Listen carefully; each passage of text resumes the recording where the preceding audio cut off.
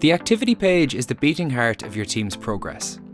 All actions completed, calls made, emails sent, and about everything else that happens across your company is logged here in real time, giving you a perfect overview of your team's sales progress. You can easily drill down into specific aspects of your recent activity. For example, you might want to check the calls you made last month. And if you need to get a quick overview of what each member of your team is currently working on, you can just as easily switch to their activity feed. When you want to quickly pull up a particular update, you can search for it on the activity page. Let's say you want to investigate how long it took you to close a certain deal. We keep the timeline tidy with all the updates neatly grouped, so you can hone in on what matters to you.